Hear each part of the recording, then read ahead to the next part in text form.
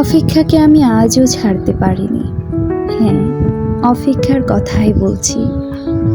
ভালোবাসার রক্তিম ধারালো স্নিগ্ধ ছোঁয়ায় এ হৃদয় থেকে এক এক করে ছেড়ে গেছে সব লোভ, হিংসা, ক্রোধ, অহংকার, স্বার্থপরতা, সব কিছু।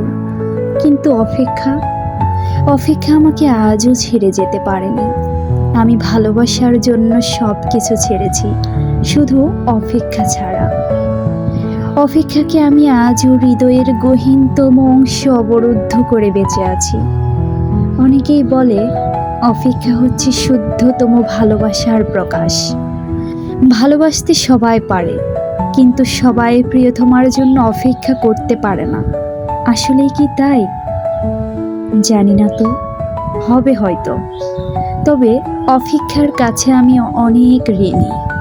প্রিয়তমার জন্য অপেক্ষা আমাকে পাখির মতো সহজ হতে শিখিয়েছে, শিশুর মতো অনাবিল হতে শিখিয়েছে, আকাশের মতো বিশাল হতে শিখিয়েছে, ফুলের মতো স্নিগ্ধ সুন্দর হতে শিখিয়েছে।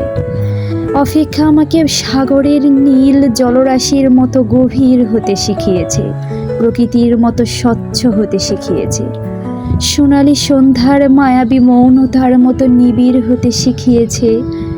শেষ পর্যন্ত অপেক্ষা আমাকে কবিতার মায়াবী অনিন্দ ভুবনের কাছে নিয়ে গিয়েছে। হৃদয়ের মধ্যে প্রতি মুহূর্তে অপেক্ষাকে পুষে রাখা কি কঠিন, অথচ আমি সেই কাজটি করে যাচ্ছি প্রতি মুহূর্তে কি নিদারুণ আনন্দের সাথে। অপেক্ষা, তুমি কত বেদনার্থ সুন্দর।